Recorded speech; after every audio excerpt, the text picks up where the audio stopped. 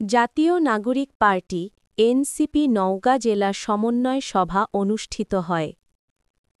শান্তি আক্তার, সংবাদদাতা। স্থান: উপজেলা পরিষদ অডিটোরিয়াম, নওগাঁ। নওগাঁ জেলা সমন্বয় সভা আজ সকাল ১০টায় উপজেলা পরিষদ অডিটোরিয়ামে অনুষ্ঠিত হয়। সভায় প্রধান অতিথি হিসেবে উপস্থিত ছিলেন জনাব সার্জিস আলম, মুখ্য সংগঠক, উত্তরাঞ্চল।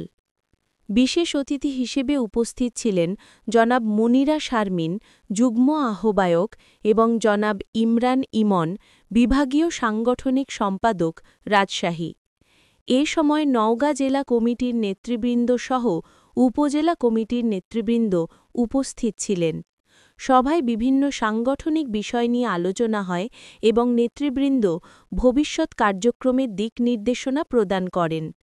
পরবর্তীতে দুপুর 12:30টায় মুখ্য সংগঠক সার্জিস আলম সহ কেন্দ্রীয় নেতৃবৃন্দ সাংবাদিকদের সঙ্গে মতবিনিময় করেন। সভা শেষে অতিথিদের প্রতি কৃতজ্ঞতা প্রকাশের মধ্য দিয়ে অনুষ্ঠানের সমাপ্তি হয়।